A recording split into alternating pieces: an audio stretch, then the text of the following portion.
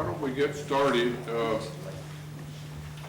Welcome to those of you all who are not part of my regular class. I'm glad you guys turned out this morning. And also welcome to a great professor emeritus from the journalism department, Dr. Jerry Hoare is here, who, you may have heard my allegory, but he's the guy that flunked me in feature writing.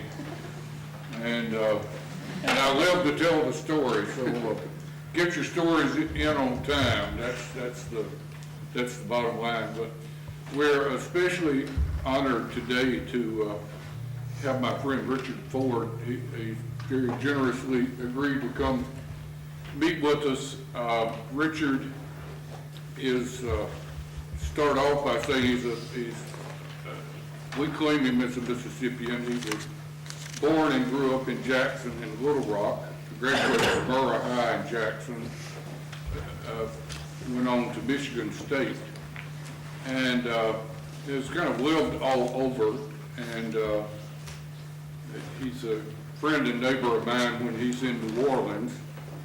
He also lives in Maine and lived for off and on or for several years in New Jersey, where 2 or 3 of his wonderful novels are set.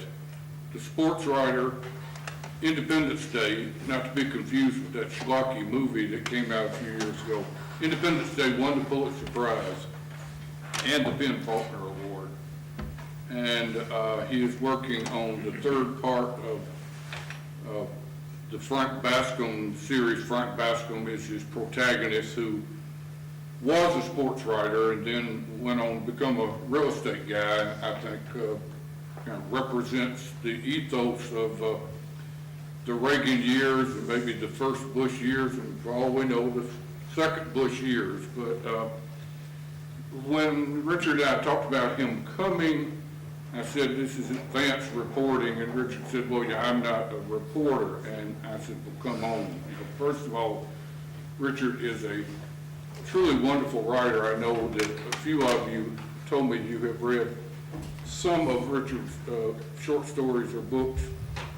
He's a splendid writer, but he's also, he is a reporter in that he has a great eye for detail and description. If you read Richard's writings, which I hope you will, you'll see some of the clearest, finest, smartest prose anywhere. So I'm just real happy to have Richard here. Richard, you take the floor, and I hope you guys come up with some good questions. He's agreed to take questions also. Yeah, I would really, in most ways, thank you, Curtis. Most ways would prefer to answer your questions. Hearing Curtis talk about having Jerry flunk him in his in the course here, it sort of should set this, in some ways, set the theme for journalism, sort of out of the ashes theme, in which you sort of struggle to be a journalist. That was certainly my case. I noticed when we got out of the car that the last time I was in this building was when I was it wasn't probably this building at all, or some version of it. It was when I was the sports editor of the Murrah Hoofbeat, and came up here in 1961 for what they used to have was a sort of a journalism for high school press day. Yeah, the High School Press Association. And I remember coming up here and actually met William Faulkner here, amazingly enough. He was around, yes, and we were all quite shocked. But I wanted very much to be a journalist. I wanted to be any kind of journalist anybody would let me be. I was the sports editor of the Hoofbeat, and I used to be a stringer for the Commercial Appeal in those days, and was also occasionally would write little sports blurbs for the then horrible Clarion Ledger. And when I got out of college, what I wanted to do very much was to be a journalist, and so I started knocking on doors to be a journalist, and nobody would give me a job.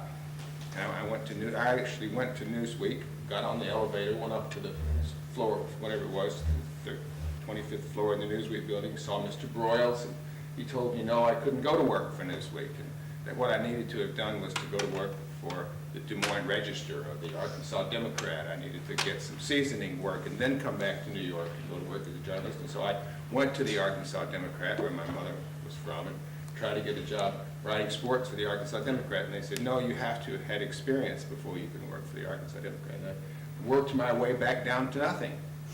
So all of my opportunities were sort of seemingly closed. I remember sitting very vividly. What they used to do to try you out as a journalist was they would sit you down in front of a typewriter in a room about this size in which you were the only inhabitant, and give you a stack of clips about that high, and they would say, I'll be back in an hour to see what you've written. And then you would have to start going through those clips and sort of basically pieces of reportage, or as they like to say, reportage now on TV, and you would go through those clips, and maybe you do that here today, and try to make something cogent with an inverted pyramid and get the lead right and do all of those things. I don't know if you do that now, but that's what we had to do then. And I was a terrible typist, and I remember there was and I'm still a pretty terrible typist, I'm dyslexic. And then in an hour the guy came back and looked at my clips and looked at what I typed up there in this miserable way and told me that I wasn't a journalist. That if I had been a journalist, I would have actually done something better than what I did do. So I quit trying to be a journalist at that point and actually tried to start to be a novelist. And was only able ever to get jobs as a journalist for the New York Times and for the London Times and for all kinds of newspapers after I had sort of made some sort of a life for myself as a journalist. And it was always a sort of, I thought, a sweet irony that I could never get a job as a journalist when I wanted a job as a journalist. But I could get a job as a journalist when I had written novels, and then they would sort of let me in the back door, which was my sort of out of the ashes routine. What I have done as a journalist is probably different from what you are all aspiring to be as journalists. I was a professor at the Medill School at Northwestern for several years, and I taught magazine writing, and what I have done chiefly as a journalist is to be a magazine writer, which meant basically doing feature things. As Curtis said, I said, I'm not a very good reporter. Even in writing novels, when I have to go out into the world and do what is basically research, which is a form of reportage, I get itchy to write. I'm always itchy to write. I'm always itchy to sit back down and start writing, and I sort of curtail my reporting instinct and always turn up with the need to make things up, which of course I know is very hard for you guys to do, and the very thing that you don't want to be doing. I flunked kids at Medill for making things up, but and I know it's terrible, but that was the end of my reporting skills. I got less interested in the real world. I got less interested in the facts and much more interested in what I could say about what few facts I had gleaned in writing novels, which is my principal way of operating. But what I was able to write would sort of split the difference between novel writing and strict reportage was to write feature pieces in which my version of something, my intelligence about something would serve as the sort of link between the reader and the facts. In other words, amplify facts. Never purporting what wasn't true to be true, but purporting what I thought about something to be worth listening to. So I did, oh Christ, I did op-ed pieces for the New York Times, which were opinion pieces. I did cultural writing for the New York Times and for the Independent in London. I did a 9/11 piece the day after 9/11 for the New York Times. After the day of actually 9/11, the Times called me and asked me to write a piece for them. So they were always opinion pieces for me. They were always pieces of things that started with facts, but that got ignited somehow by what I thought about them. And that's basically been my career as a journalist, to work for magazines, to work for newspapers, and to do editorial op-ed pieces like that. Almost never doing profiles, because I find I'm more interested in making people up than I am reporting on them. So that's been basically my job. And so now that you know this about me, my beginnings being rather humble, maybe you might have some questions to put to me about things that you're interested in doing yourself. I'm not immune to journalistic education. As I said, I taught at Medill. I had my years teaching journalism. I think the problem might be, Richard, that they don't really know what you want to do. Well, that's what you're here to find out, and that's The last great. time I saw this guy was at the front door of Old Brady Hall, and he said, "I'll never work for a newspaper." The daily newspaper. So they don't really know. Some of them have secret ambitions to do what you do. Mhm. Some of them hope to write magazine pieces, but they don't really, I remember an extremely successful magazine editor who told me at the time she was in school, and who told me what their ambitions were. She said that she wanted to be the homemaker's editor of a local newspaper. So they really don't know. Some of them haven't lifted their sights yet.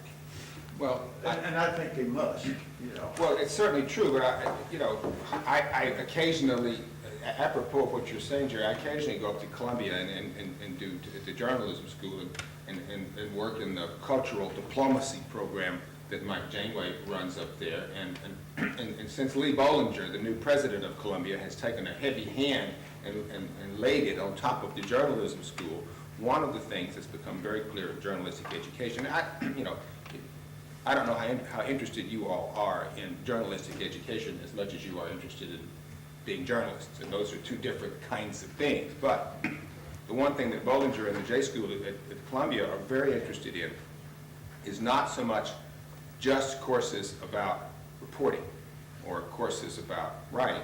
They're interested in, particularly in the graduate division, in having their young students come in knowing something. Not just knowing how to write a lead, not just knowing how to spend extra time shirt-tailing it out doing reporting, but coming with some kind of body of knowledge in your brain that you can bring to bear upon whatever it is you find is of interest to you as a reporter, rather than just having skills. And that was what we were trying to do at Medill at a much lower level than what Columbia is trying to do. In other words, if you're going to be a journalist, if you think you're going to be a journalist, study biology. If you're going to be a journalist, learn something about literature.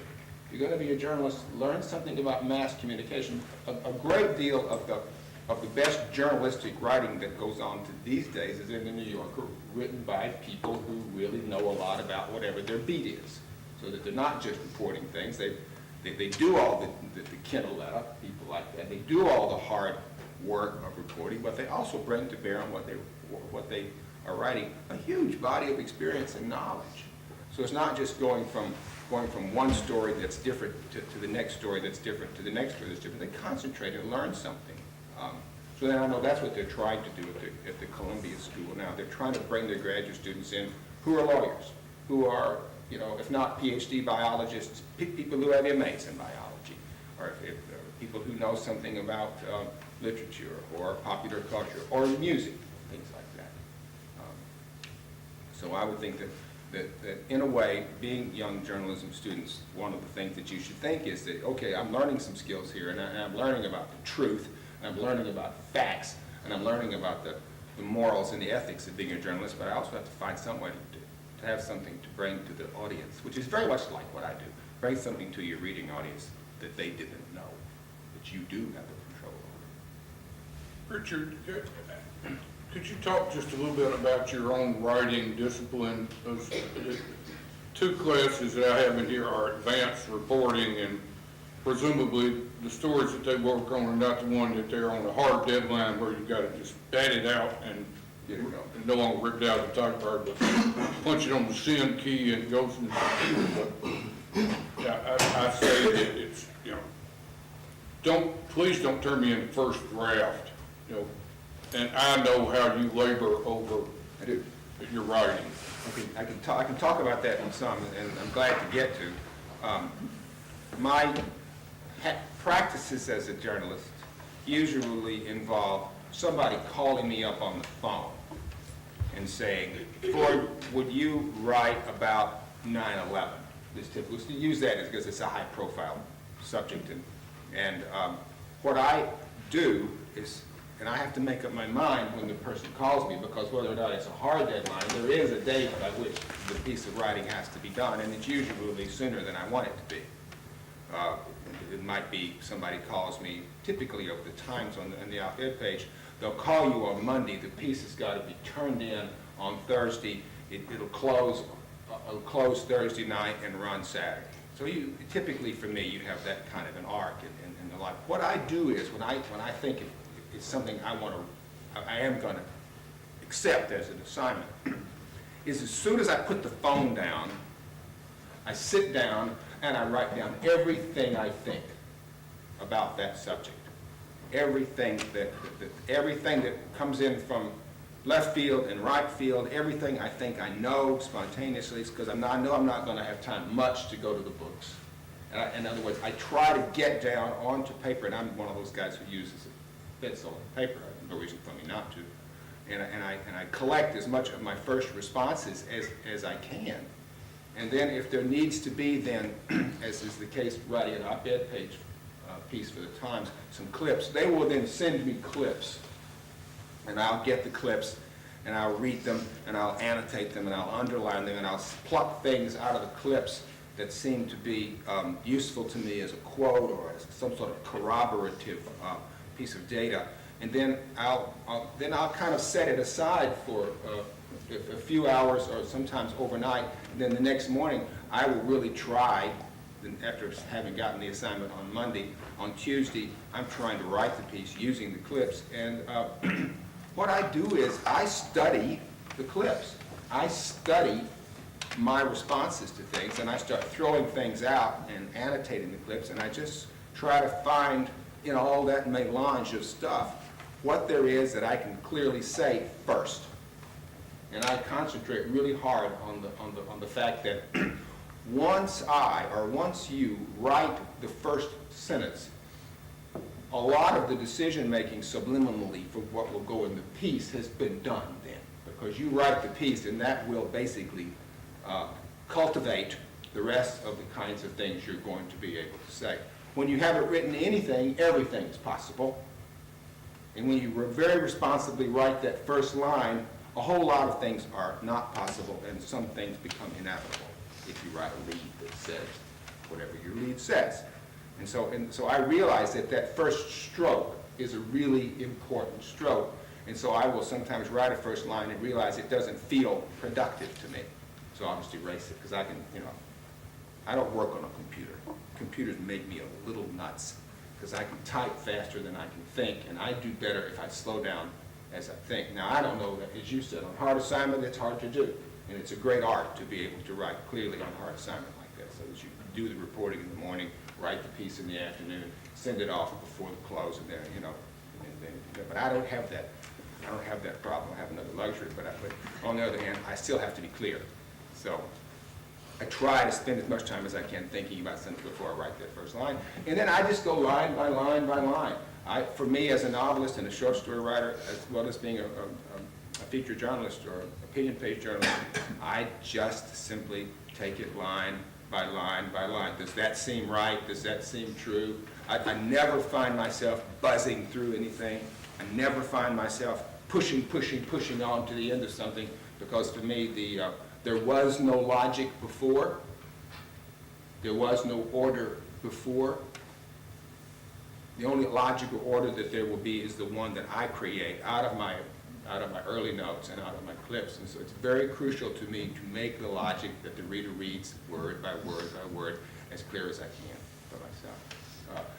I just think that choice of words, choice of sentences, choice of lead are early on in a piece are going to be the determinative factors in whether or not the piece turns out to be good.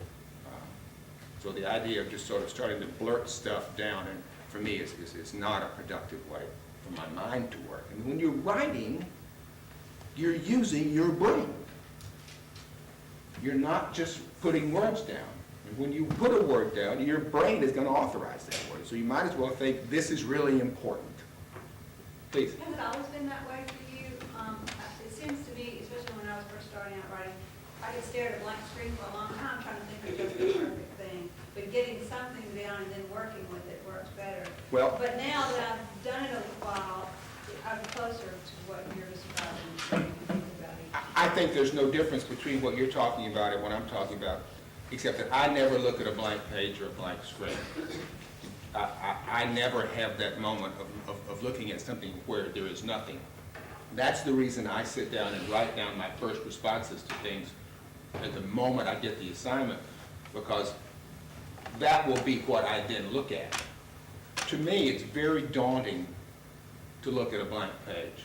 It's because, I don't know, it just puts a certain kind of pressure to perform on me that is not very productive for me. So if I start writing down my first responses, even if they turn out to be things I never want to say, or if they turn out to be things I don't believe, still, what they convince me of is I do have a response to this. And so in inquiring along the way of writing to what my first response is, I will perhaps then come up with a better response than was my first one. I just can't emphasize to you enough to respond, and to respond as quickly to something as you can, and then look at that as a way of encouraging yourself to have something to say, and to inquire into the rightness or wrongness of your response. Please. You're accused by a lot of people of being one of the greatest writers in America. Yeah, well, had to happen to somebody. And having one of the most important voices. Do you ever have self-doubt? Do you ever feel like an imposter? Do you ever wonder if you're worthy?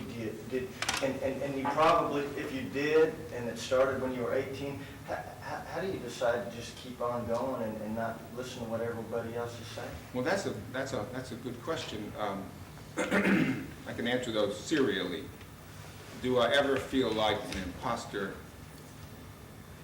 I think no, not in that ethical, moral sense that word implies.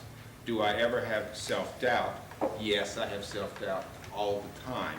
But I think to have self-doubt is endemic to human nature. Sometimes people ask me, do you ever get in the middle of a book and have a failure of faith? And my answer is about once a week. That's not important. That's not important to me. What's important is, and this is the way I create a kind of surety against the sorts of sort of internal imprecations that one might hear, is, am I writing about the most important things I know? Am I, in other words, putting my brain to work on things that any of us would conclude was important?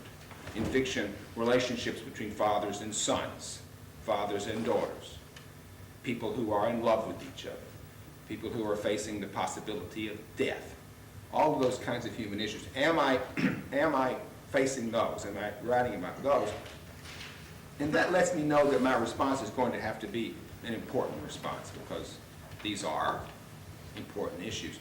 And I guess my second concern is, am I writing anything, and I would think this is something that all of you should think about, am I writing anything that somebody is going to profit from reading?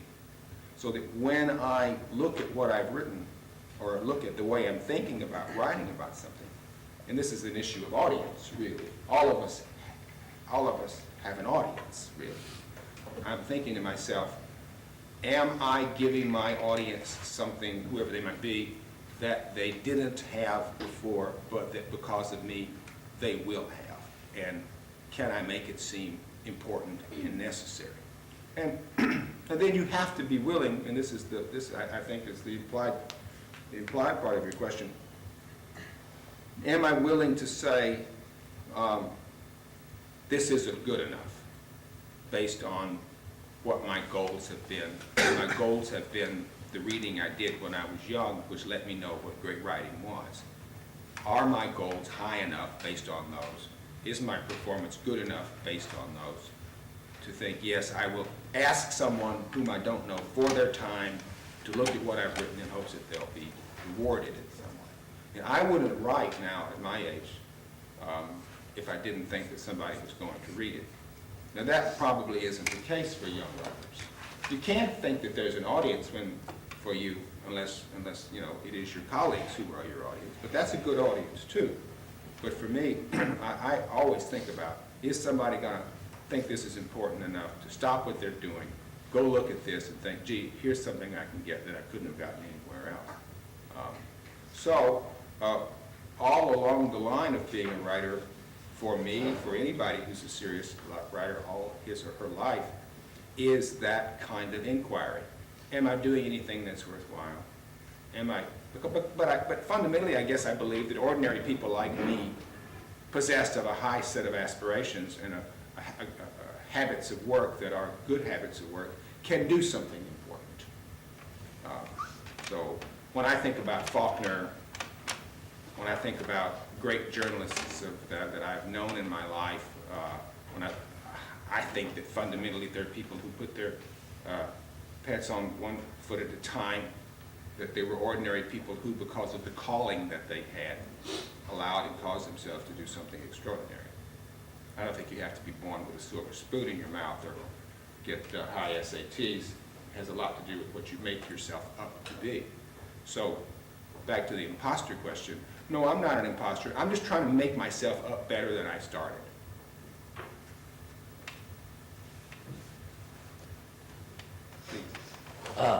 Do you ever look back and say, you know, well, wow, I kind of wish I would have stuck with the sports journalist and, you know, kind of been, you know, gone to baseball games and covered those and stuff like that?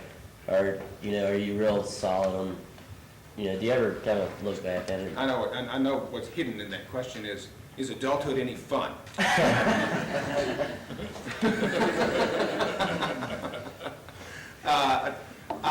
I don't think I would be a human being, and I don't think any of you should ever be surprised that when you make decisions in your life, which you will make in the dark, you'll make with insufficient evidence, having to do it too fast without knowing the outcome, that you will ever make decisions about which you don't suffer, finally, some doubt.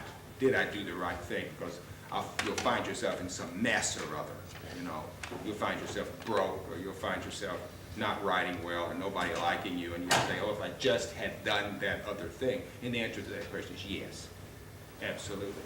I mean, I know for a fact that when I was sitting over there at that desk at the Arkansas Gazette in 1967, if I had written a good piece, and that man had come in and say, young man, you're just who we've been looking for, I would still be it. Or I would have gone on to work for SI, or I would have done any of those things. I wouldn't have been a novelist. I wouldn't have the life that I do have and did have. So yes, absolutely. And I think about it just the way you did, just the way you described. Gee, I could be sitting, you know, in Yankee Stadium now, you know, writing a running piece about the Red Sox and the Yankees game. Isn't that a lot better than what I am doing? You know, I could be having a nice free lunch here behind me, and later on I would be at Elaine's in New York and be yucking it up with all of my pals. And yes, that would be really fun. I think that probably once a week. I went to work for Inside Sports in 1981, and in 1982 they folded. And then I went over to SI, where I had a bunch of friends, and I said, look guys, I brought my clips over from Inside Sports to SI, and they said, no. I said, no, you're not a journalist, you're a novelist. We can't give you a job. Get out. We won't even give you any work on the side, which they used to do at SI. Now they're beginning to do again, since Joe McDonald was the editor. I said, well, wouldn't you just give me some, give me a feature piece once in a while? No, this is a time of hardcore journalistic sports writing. No. So I went back to New Jersey and wrote The Sports Writer, which was a novel about a guy who was a sports writer. So that's just how that turned me in that direction. But once again, if when I had gone to SI and they had said, here, young man, here's your job, do well, I would still be doing it. But occasionally now, you know, I wrote a Super Bowl piece for the Houston Chronicle. And then I'm going to write, I warned you ahead of time, I'm writing the Sports Illustrated essay for the Mississippi issue of Sports Illustrated this spring. I see, I warn you now, because I think it's not gonna make me all that many friends. So, yeah.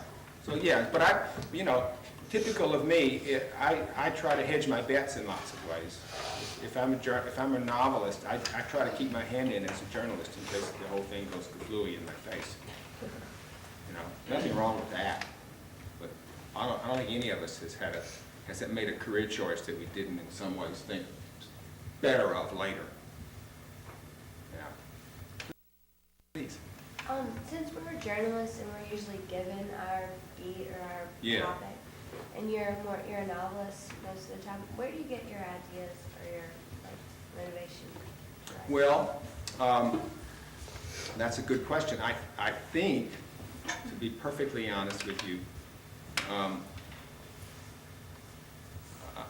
I think most of the things that I think are important are things that I began to think were important because I was a reader. That I addressed myself at an early age to, and because I was slow and am still slow and dyslexic, I read only really great books when I was young, because that's all I had time for, because I couldn't just buzz through books. And so I read Conrad, and I read Dostoevsky, and I read Faulkner, and I read Richard Wright, and I read these great writers. And so buried in those novels and other books that I read are a kind of moral framework of what's important and what's not important. And I'm sure I just carry those values forward in what I then, as a writer, notice. As Curtis said, I think I'm a pretty good noticer. And I carry a notebook around with me most of the time, and if I see something that seems interesting, I write it down, because I don't think that there's ever a time when I'm off duty. I think that it's always the case that even though I'm not working, I am going to be working, and I'm going to need something that I have noticed before when I sit down to write something. And I think that the way I choose what is important and what is not important comes from my sense of what literature meant to me. But it could come to you from some other way, It could come to you from your Judeo-Christian Islamic upbringing. Whatever it is that the world addressed to you when you were young that said, this is important. Don't believe it just because we say it's important. Find out if it's important, but we think it is. That's what. I mean, if you go away from hearing me talking, and you talking to me today with nothing else, the one thing you should go away with is that there are things that are more important than other things. And you have to be the one to decide what they are. It's your job. The culture depends on it. It's not just an inert matter of writing sentences and slamming it in the newspaper the next day and forgetting about it the third day. It's important what you do. It's a weighty responsibility that you don't have to be ponderously dull about. Please. Do you think there's any merit to the increasing short attention span that my generation has been accused of having? When you look at the magazine format now, there's more and more success coming from publications with shorter and shorter copy. And as a freelancer and someone who's worked in the magazine field for a while, you should notice that the more successful magazines are seeming that way because they're able to capture something in 400, 300 words. Well, my answer to that is there better be, because we're certainly getting deluged with it every time we open a magazine or turn on CNN. It's very hard to see all of the things that are going on the TV screen in any moment on CNN, because things are happening all over the screen. And we better hope that something of importance is subliminally getting into our brain, because we're certainly not looking at it for the most part and reading it in the traditional ways that we have. As far as magazine format is concerned, with pieces being sized down, do I think that there's, if that success emblemizes value,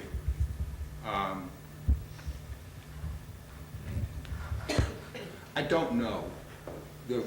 the writer in me who writes long sentences and long paragraphs and who's willing to wade through long sentences and long paragraphs because it induces reflection and because it contains more information and because it seems more human, that character in my soul says that's better.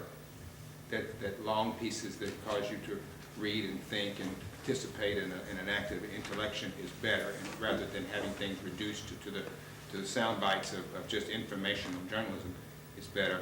But the truth is, on the cutting edge of anything, one doesn't know. One doesn't know at all. I do think that people don't read as much. And since I've dedicated my whole life to writing things that I hope people want people to read, I think that's not good. I think it causes other ways of information to get into our brains, which are necessarily more subtle and coercive, and to which we are more passive. And I don't think that's good at all. Do you think the novel as a form is going to have legs Well, on down the road because of this over-sensitized information age? I doubt it. I doubt it. Frankly, I doubt it. I don't think that the future for the novel, as I've read novels over the years, and as you still can think about what novels are, I don't think the future for the novel is very good. And the reason for that is, so far at least, the economics of the publishing world. Bill Keller, our friend Bill Keller, the new, who replaced Howell Raines, the executive editor of the New York Times, said that the New York Times Book Review was in the future going to review many fewer novels, because most of the novels that get reviewed in the New York Times, Bill Keller said, weren't very good anyway. And that what the New York Times was going to do was publish much more nonfiction, because that's where the best writing in the world was. And that the novels that they would write about were going to be just the kind of, what he said, the Toni Morrison, Philip Roth, John Updike kind of stuff. This is what Bill Keller said. Well, that sounds like a kind of a cultural decision. It's a cultural decision made upon marketing concerns, because what it means is that will make the newspaper sell. And more people will read the Times Book Review. The Times Book Review, which is one of the principal cultural organs in the United States for informing us readers about what's going on in literary cultural matters. Periodically, the editorship of the New York Times thinks that the Times Book Review has gotten sleepy and tired and isn't perky enough, and so then they'll kick the editor out, which they're doing now. Chip McGrath is going out, and somebody else is coming in, and this is the course they're hoping to steer. It's not benign. It's not a benign course. It's a course that's being steered away from reflective novels. It's being steered away from encouraging young writers with no track record and no name to try to write a novel, even because they see less and less opportunity for it to be taken seriously in those important salient issues. Is it harder now to write a novel unproven than it was when you started? Not to write one. It's perfectly easy to write one. To break in with one, to market. Then when I started, I don't know the answer to that. It would be nice to say not. It would be self-approving to say yes. But I really don't know the answer to that question. Which brings to mind actually something, when I say I don't know, I'm always happy when someone asks me a question in which the answer is, I don't know. That's a good answer, because what it means is the truth. That's the truth. When I was teaching at Medill, I had a course in writing nonfiction, journalistic, basically essayistic nonfiction. And I said to my class one time, this is at Northwestern, I said, how many of you believe President Bill Clinton had a sexual relationship with a woman named Monica Lewinsky? I had maybe 20 kids, about 10 hands went up. I said, how many of you think President Clinton did not have a sexual relationship with Monica Lewinsky? Well, the other 8 or so hands went up. I said, how many of you know, how many of you actually know Were any of you in the room? Were any of you not in the room? Do any of you know any of these people? Were you any of you witness to any of these things that went on? He said, no. I said, well, why the hell do you have an opinion about it? I'm not asking you whether you have an opinion. I want to know what you know. And they all said, almost in unison, in a responsible journalistic sense, entitled to your opinion, unless somebody is saying to you who is asking you to write something, tell us what your opinion is. And so I'm always happy. You ask me a question for which, it's right at the bedrock of what my vocation is, but the answer to that question is, I don't know. I don't know. Maybe I'm not paying attention enough to know, but I don't know. Whether it's harder to get a novel published now than it was 30 years ago. You could find somebody who knew that. You could find some numbers cruncher at Bertelsmann in Munich who could tell you that Random House gets this many novels submitted, we read this many novels, we publish this many novels, and there is the answer to your question. And how many of those people are under 30? How many of them are under 25? There are answers to that question. I'm just not the guy. I would only be giving you a kind of, the kind of stuff you talk about every day to your... So we have time for one more from anybody, somebody. Yeah. How has, if there's a student, let them go ahead, but I was gonna say, how has success affected your writing? I know sometimes with artists, the first things they produce are really close to sort of average life, and then they get successful and sort of insulated from some of those bumps. Has that affected your writing at all? The answer is that the notion of success is not in my vocabulary. To be a writer, success happens on a day, and then the next day it dawns in that success, whatever it might have felt like, whatever its experience was to you, is gone. And so you're thrown back on your work, and what I have tried to do is to abolish that hierarchical sense of climbing a ladder to the top from my work, rather than to operate on a more horizontal plane. That I started off at what I hoped was a high level of attempt. That's all over here, and I'm on this plane, and I'm doing what I'm doing best. Yeah. Journalism from the eyes outward. And that's what you do. Not in your fiction, but yes, in your fiction. What Sure. you're doing is taking your experience of life and what seems important to you and what you see in the world, and you're working that through here. Early, I had not read it, and I had seen most of it, about the experience that many people would have had, which is phrase it as wonderfully as you did, but it's worse things can happen to a young man than to have his father die, even a good father. I just hit that at 17 or so, that awful fact is true, and it's the turning of the light on something that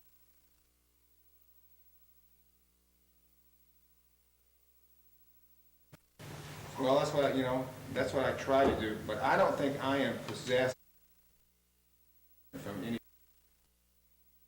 person. Dedicated my life to writing sentences and to reading sentences. But I can tell you, you know what you're supposed to do. Could this be happening? This is the worst thing in the world, and it is.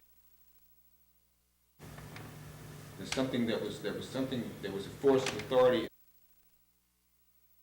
on, and whatever restraint he was placing on me at that time is now absent from my life.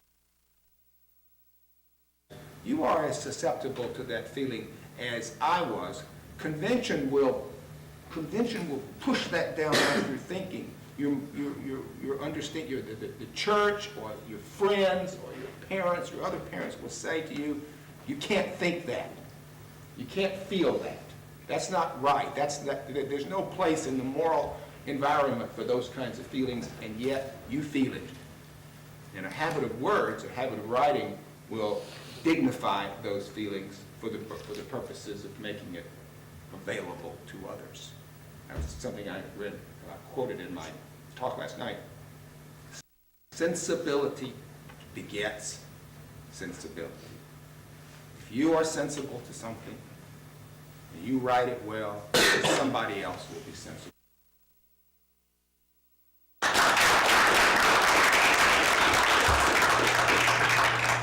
I appreciate it, thanks a lot. I meant to bring eat homework. He's done 8 years It homework. happens. Not your But fault. you remember, I think it was my Monday, Wednesday, Friday class, I get screwed out of their application.